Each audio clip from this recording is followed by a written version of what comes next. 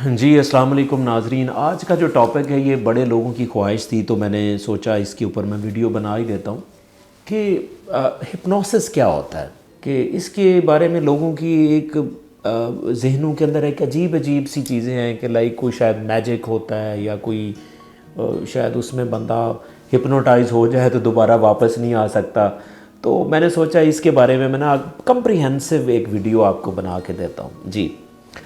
कि basically hypnosis जो है ना एक ऐसी मेंटल स्टेट है, एक ऐसी मेंटल स्टेट है जिसमें आप रिलैक्स होते हैं और रिलैक्स होने के साथ साथ आप माइंड की ख़ास स्टेट में चले जाते हैं और उस माइंड को हम सबकॉन्शियस माइंड कहते हैं। अब सबकॉन्शियस माइंड की खूबी ये होती है कि आपके जितने भी बिहेवियर्स होते हैं, यानी कि उसमें कोई रिजिडिटी है, कोई इमोशन है, कोई एंगर है, कोई स्ट्रेस है या कोई और बिहेवियर्स हैं, कोई हैबिट्स हैं, वो सारे सबकॉन्शियस माइंड में होते हैं। और सबकॉन्शियस माइंड की खूबी ये होती है कि वो सजेशंस को जल्दी से ले लेता है, वो रेजिस्ट नहीं करता।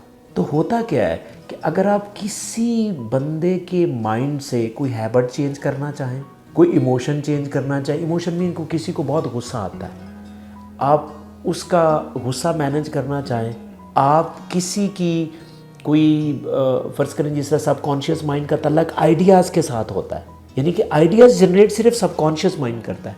अगर आपको आइडिया लेना चाहें तो आपको सबकॉन्शियस माइंड में जाना पड़ेगा। तो हिप्नोसिस बेसिकली है ही क्या है कि अपने आप को सबकॉन्शियस माइंड में लेके जाने के प्रोसेस वाला जो स्टेट है उसको हम हिप्नोसिस कहते हैं। और वो बंदा जो ये काम करता है कि किसी को एक ख़ास सबकॉन्शियस माइंड वाली स्टेट में अगर लेके वो चला जाए तो उसको हम हिप्नोथेरापिस्ट कहते हैं। और ये जो तरीक़ाकार है, ये जो आर्ट है, इसको हम हिप्नोथेरेपी कहते हैं। यानी कि वो आर्ट जिसके ज़रिए आप किसी भी इंसान को उसके सबकॉन्शियस माइंड में लेके जाएं। अब सबकॉन्शियस माइंड में लेके जाने का फ़ायदा क्या होता है, ज़रूरत क्यों होती है? देखिए, मैंने आपको बताया कि सबकॉन्शियस माइंड एक ऐसा माइंड है जो आपके माइंड का 90% है। आप इससे अंदाज़ा लगाएं कि सबकॉन्शियस माइंड में बहुत सारी चीज़ें होती हैं, यानी जिस तरह जितनी मेमोरीज़ हैं, जितनी आपकी हैबिट्स हैं, जितने आपके इमोशंस हैं, डिसीजन मेकिंग है, आपका जो क्रिएटिविटी है, यानी कि आइडियाज़ को जनरेट करना है, ये सारे फंक्शन आपके सबकॉन्शियस माइंड में होते हैं। हाँ, अगर आप सबकॉन्शियस माइंड में हैं तो इसका मतलब आप हिप्नोटिक स्टेट में हैं, जो कि बहुत ब्यूटीफुल स्टेट है। इसमें आप बिल्कुल नहीं सोते, यानी कि एक लोग ये कहते हैं कि हिप्नोसिस नहीं, बिल्कुल नहीं सोते। आप एक ख़ास स्टेट में ज़रूर होते हैं, बड़े रिलैक्स स्टेट में होते हैं जिसमें आपका सबकॉन्शियस माइंड एक्टिव हो जाता है। तो इसका मतलब है आप वो हिप्नोटिक स्टेट में होते हैं। और हिप्नोटिक स्टेट का फ़ायदा ये होता है कि आप सजेशंस को जल्दी ले लेते हैं, आप रेजिस्टेंस शो नहीं करते। यानी कि सिंपल मैं आपसे ये कहूँ कि अगर आपने किसी से कोई बात मनवानी हो तो आप उसको हिप्नोटाइज करें तो वो आपकी सजेशंस को जल्दी ले लेता है, वो कहेगा ठीक है। इसलिए मैं आपको बताऊं, मैं आपको छोटी छोटी मिसालें देता हूं कि जिस तरह फ़र्ज़ करें जब आप किसी भी रिलैक्स माहौल में बैठे होते हैं तो आपको आइडियाज़ ज़्यादा आते हैं। इसका मतलब आप उस टाइम हिप्नोटिक स्टेट में हैं। फ़र्ज़ करें आप शावर लेने गए, ठीक है, शावर लेते हुए यूजुअली आप रिलैक्स फील करते हैं क्योंकि आप थके होते हैं। थकावट के बाद आप कहते हैं कि जी मैं शावर लेके आता हूँ। जैसे आप थके हुए फील करते हैं तो आप शावर लेते हैं तो आप रिलैक्स हो जाते हैं। आप अक्सर नोट कीजिएगा, शावर लेते हो आपको जो भी आपकी ज़िंदगी का कोई प्रॉब्लम चल रहा होता है उसके ऊपर ज़रूर एक आइडिया आ जाएगा। आप फौरी कहेंगे हाँ, आप इवन जल्दी करेंगे, शावर लेके बाहर आएंगे और वो काम करेंगे। इसी तरह अगर आप अपने नमाज की स्टेट को देखें, जब आप इवन वज़ू करना स्टार्ट करते हैं और जैसे आप वज़ू करने के बाद नमाज की तरफ जाते हैं, क्यों आपको ख्याल आ रहे होते हैं और इतने ब्यूटीफुल आइडियाज़ उस टाइम आ रहे होते हैं। इसका मतलब है कि आप उस टाइम हिप्नोटिक स्टेट में हैं। तो इसका मतलब क्या है कि हिप्नोसिस क्या है? हिप्नोसिस माइंड की ऐसी स्टेट है जिसमें आप रिलैक्स फील करते हैं। सिर्फ रिलैक्सेशन ज़रूरी नहीं है, रिलैक्सेशन के साथ साथ आप सबकॉन्शियस माइंड में भी जाना ज़रूरी है। हाँ, सबकॉन्शियस माइंड की जाने कैसे पता चलेगा आप सबकॉन्शियस माइंड में? आप ना किसी की भी सजेशंस को जल्दी से एक्सेप्ट कर रहे होते हैं। आप रेजिस्टेंस शो नहीं करते। अगर आप रेजिस्टेंस शो नहीं ना करते तो इसका क्या मतलब है कि आप हिप्नोटिक स्टेट में। अब जब भी आप हिप्नोटिक स्टेट में हो तो जिससे आप गुफ्तगू करेंगे अगला वो हिप्नोटिक स्टेट में, तो आपकी बातें उसके सबकॉन्शियस माइंड में जाएंगी और सबकॉन्शियस माइंड उसको एक्सेप्ट कर लेता है। इसका मतलब है कि अगर आप अपने बच्चों को कोई सजेशंस देना चाहते, अगर आप उसको हिप्नोटिक स्टेट में दें तो वो ज़्यादा सजेशंस को एक्सेप्ट करेगा। तो ये सिंपल जो है इसकी डेफिनेशन है। हाँ, तो हम इसको कर कैसे सकते हैं? देखें, इसका एक बड़ा सिंपल सा तरीका है। 2 तरीके, या तो आप किसी प्रोफेशनल से हेल्प लें कि अगर आप हिप्नोटाइज होना चाहते हैं या इस स्टेट में जाना चाहते हैं तो कैसे जाएं। एक तरीका ये होता है कि आप प्रोफेशनल हेल्प लें।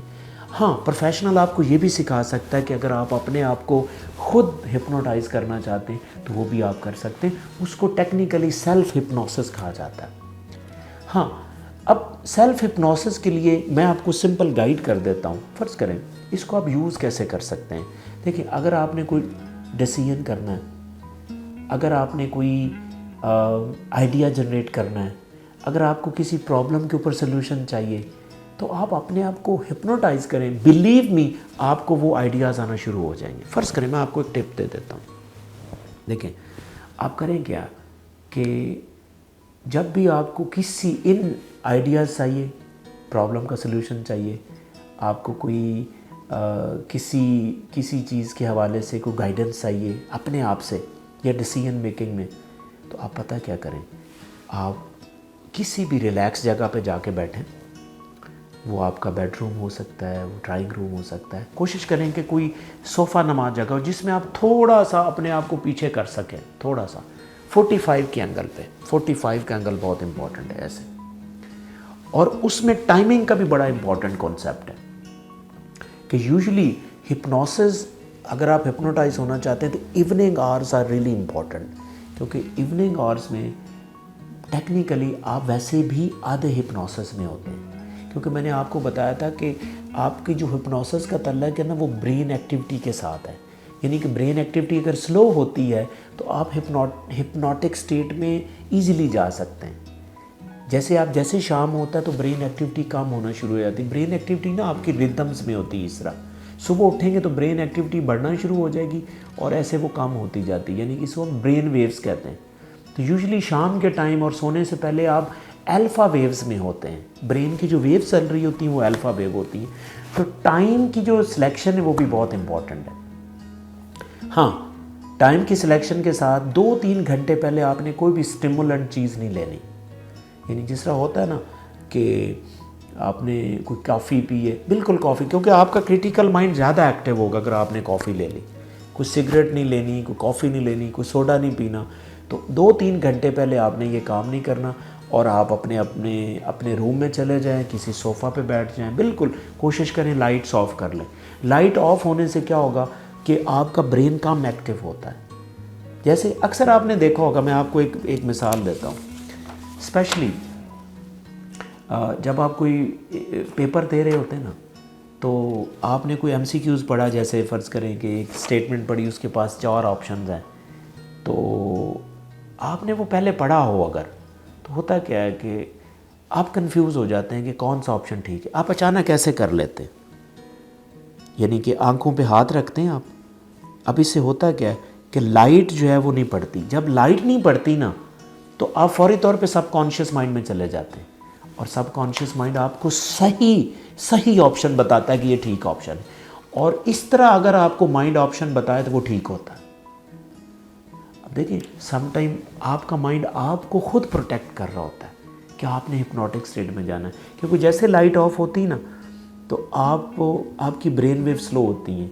आपका एक नर्वस सिस्टम का सिस्टम होता है, आप पैरासिम्पैथेटिक नर्वस सिस्टम में चले जाते हैं जो आपको रिलैक्स करता है, और रिलैक्सेशन के साथ आप हिप्नोटिक स्टेट में चले जाते हैं। तो टाइमिंग के साथ आपके रूम में लाइट चाहे ऑफ भी कर सकते हैं। लाइट ऑफ करें, अपने आप को 45 के एंगल पे लेके चले जाएं। आपके पास कोई रिक्लाइनर है तो वो ज़्यादा अच्छा है, सोफ़ा है तो वो भी चल सकता है। 45 के एंगल पे जैसे आप जाएंगे ना, तो आंखें आप बंद करें। बंद आंखों के बाद आपको जिस तरह का कोई प्रॉब्लम चल रहा है ना, तो उस प्रॉब्लम पे हल्का सा फोकस करें और ऐसे करें कि आप ये सोचेंगे इसके सॉल्यूशंस क्या हैं, तो बिलीव मी आपका सबकॉन्शियस माइंड आपको सोल्यूशन देना शुरू कर देगा और आप उसको नोट करते जाए। एंड ज़्यादातर ये होता है कि सबकॉन्शियस माइंड से जो आंसर आता है ना वो ठीक होता है। तो इस तरह आप अपने आप को हिप्नोटाइज करके, इसको हम सेल्फ हिप्नोसिस कहते हैं। देखिए मैंने आपको हल्का सा इंट्रो दिया है, ठीक है। हाँ, इसकी इस टेक्निक में आपने कैसे स्ट्रेंथ लेनी है, इसमें ग्रिप कैसे लेनी है, तो इसके ऊपर ज़ाहिर है आपको सीखना बहुत इम्पॉर्टेंट है। तो आई होप कि आपको थोड़ा सा हिप्नोसिस की डेफिनेशन का आइडिया हुआ होगा। हाँ, जो लोग कहते हैं कि हिप्नोसिस स्लीप है, बिल्कुल स्लीप नहीं है। देखिए जब स्लीप है तो फिर आप तो सो जाएंगे, सोते हुए आप कोई काम नहीं कर पाएंगे, तो बिल्कुल स्लीप नहीं है। और कुछ लोग कहते हैं ये मैजिक है, बिल्कुल मैजिक नहीं है। एक बहुत अच्छा तरीका है कम्युनिकेशन का, अपने आप को सजेस्ट करने का। तो इससे हाँ, कुछ लोग कहते हैं कि मैं अगर एक दफ़ा हिप्नोटाइज हो गया तो मैं वैसे ही ना रह जाऊँ। नहीं, बिल्कुल आप अपने आप को कॉन्शियस भी कर सकते हैं, इसमें कोई इशू नहीं। तो इसको आप बेहतरीन चीज़ों के लिए इस्तेमाल कर सकते हैं। इसके बहुत ज़्यादा फ़ायदे हैं, एंग्जाइटी मैनेजमेंट, एडिक्शन मैनेजमेंट, उसके अलावा स्ट्रेस मैनेजमेंट, उसके अलावा आप कह लें कि एग्रेशन मैनेजमेंट, उसके अलावा आइडिया जनरेशन, डिसीजन मेकिंग। तो आप अगर आप हिप्नोसिस को यूज़ करते हैं तो इसका मतलब आप सबकॉन्शियस, दूसरे लफ्ज़ों में कि आप सबकॉन्शियस माइंड को यूज़ कर रहे हैं, क्योंकि जब आप सबकॉन्शियस माइंड में होते हैं तो आप हिप्नोटिक स्टेट में होते हैं। तो इसीलिए मैं अक्सर कहता हूँ कि अगर आपको सक्सेस चाहिए तो अपने सबकॉन्शियस माइंड को ज़्यादा ट्रेन करो। तो इसके ऊपर मैंने अलहदा से भी एक वीडियो बनाई है कि आपका सबकॉन्शियस माइंड क्या होता है और वो क्यों इम्पोर्टेंट है। तो इसी के साथ इजाज़त।